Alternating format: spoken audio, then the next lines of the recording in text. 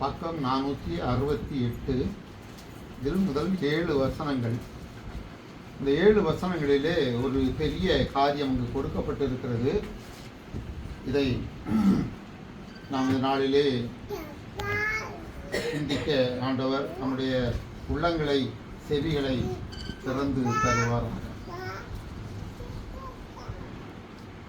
ஒரு தீர்க்கதரிசியினுடைய புத்திரரில் ஒருவனுக்கு மனைவியாக இருந்த ஒரு ஸ்திரீ அங்கு எலிசா தீர்க்கதரிசி வருகிறார். அவரை பார்த்து அவர் சொல்லுகிறார், உமது அடியானாகிய என் புருஷன் இறந்து போனான், உமது அடியான் கர்த்தருக்கு பயந்து நடந்து வந்தவன். அவர் சொல்லுகிறார், பாருங்கள், அவன் பொருள் சேர்த்து வைத்தவன் என்று சொல்லவில்லை, அவன் கர்த்தருக்கு பயந்து நடந்தவன் என்பதை நீங்கள் அறிவீர்கள்.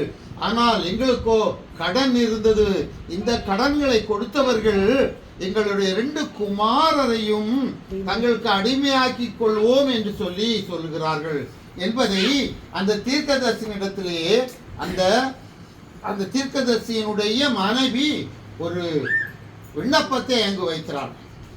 தீர்க்கதரிசி இடத்திலே சொல்லுகின்ற போது அவளுக்கு ஒரு விசுவாசம், நம்பிக்கை, இந்த தீர்க்கதரிசியால் என்னுடைய பாத்திரங்கள் நிரம்பும், என்னுடைய கவலைகள் மாறும் என்கிற ஒரு பெரிய நம்பிக்கையிலே அவ அந்த தீர்க்கதரிசி இடத்திலே சொல்லுகின்ற போது அந்த தீர்க்கதரிசி அவளை பார்த்து சொல்லுகிறார், நான் உனக்கு என்ன செய்ய வேண்டும் என்று அவர் கேட்கிறார். பாருங்கள், இவள் காரியங்களை சொல்லுகிறார். அப்போது உனக்கு நான் என்ன செய்ய வேண்டும்? ஆண்டவர் நிறைய இடங்களில் கேட்டிருக்கிறார், நான் உனக்கு என்ன செய்ய வேண்டும், நான் என்ன செய்ய வேண்டும் என்று எதிர்பார்க்கிறாய். அந்த குருடன் நான் பார்வையடைய வேண்டும் என்று நான் எதிர்பார்க்கிறேன் என்று சொன்னான். அதே போல இந்த தீர்க்கதரிசியுடைய மனைவி சொல்லுகிறார், என்னுடைய உன்னிடத்தில் என்ன இருக்கிறது சொல் என்று தீர்க்கதரிசி கேட்டதற்கு அவள், என்னிடத்திலே ஒரு குடம் எண்ணெய் அல்லாமல் இந்த அடியாளுடைய வீட்டிலே வேறொன்றுமே இல்லை என்று அவள் உள்ளதை உள்ளதென்றும் இல்லதை இல்லதென்றும் சொல்கிறார். ஆண்டவர் கொடுத்த கற்பனை அதுதான். இங்கு கவனிங்க, ஆண்டவர் அதைத்தான் சொல்லி இருக்கிறார், நீங்கள் உள்ளதை உள்ளதென்றும் இல்லதை இல்லதென்றும் சொல்லுங்கள். அப்ப அவள் உள்ளதை சொல்லுகிறாள், என்னுடைய வீட்டிலே ஒரு குடம் எண்ணெய் மட்டும்தான் இருக்கிறது, வேறொன்றும் இல்லை. ஆனால் என்னுடைய கணவர் கடன் பட்டிருந்தார், அவர் கடவுளுக்கு பயந்தவர், அவர் மரித்து போனார். எனவே எனக்கு 2 குமாரர்கள் இருக்கிறார்கள், அந்த 2 குமாரரையும் அவர் என்ன செய்கிறான், அடிமையாக இந்த கடனை கட்டுவதற்கு அவர்களை அடிமையாக நீ அனுப்பிவிடு என்று கேட்கிறான் என்று சொல்கிறார். இப்போது தீர்க்கன் அவர் பார்த்து சொல்கிறார், நீ போய் உன்னுடைய அயல் வீட்டுக்காரர் எல்லாரிடத்திலும் நீ வெறும் பாத்திரங்களை கேட்டு வாங்கி உள்ளே போய் உன் பிள்ளைகளுடன் உள்ளே நின்று கதவை பூட்டி அந்த பாத்திரங்கள் எல்லாவற்றிலும் வார்த்து நிறைந்ததை ஒரு பக்கத்திலே வை என்று சொல்கிறார். ஒரு குடம் எண்ணெய் தான் இருக்கிறது அந்த அறையிலே.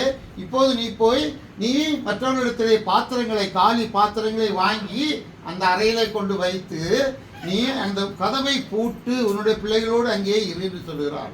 6ஆவது வசனம் சொல்கிறது, அந்த பாத்திரங்கள் நிறைந்த பின் அவள் தன் மகன் ஒருவனை நோக்கி இன்னும் ஒரு பாத்திரத்தை கொண்டு வா என்று கேட்டபோது அங்கு பாத்திரம் இல்லை என்று சொல்கிறார்.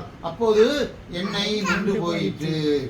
அவள் வாழ்வுக்கு ஒன்றும் இல்லாதவளாக தன்னுடைய பிள்ளைகளை அடிமையாக கேட்கிறவனிடத்திலே அவள் ஒன்றும் சொல்ல முடியாதபடிக்கு திகைத்து நின்ற போது அங்கு தீர்க்கன் வந்து, நான் உனக்கு என்ன செய்ய வேண்டும் என்று கேட்கிறார். தேவனுடைய பிள்ளைகளே, ஆண்டவரும் இப்படிதான் அநேக இடங்களிலே நாம் சோர்ந்து போகின்ற போது, நாம் பலனற்று போகின்ற போது, நாம் ஒன்றும் இல்லாமல் போகின்ற போது, கவலையோடு கண்ணீரோடு இருக்கின்ற போது ஆண்டவர் நம்மை பார்த்து கேட்கிறார், உன் மகனே மகளே, நான் உனக்கு என்ன செய்ய வேண்டும் என்று கேட்கிறார். நீ கேட்கின்ற போது நீ ஒன்றையும் மறவாமல், ஒன்றையும் மறைக்காமல் உள்ளதை உள்ளதென்றும் இல்லதை இல்லதென்றும் அவரிடத்திலே சொல்லுவாயானால் அவர் பாத்திரங்களை நிரப்ப வல்லவராக இருக்கிறார். அதை தான் இந்த தீர்க்கதரிசி மூலமாக செய்கிறார். அந்த பாத்திரங்கள் எல்லாம் எண்ணெயாக நிரம்பியது.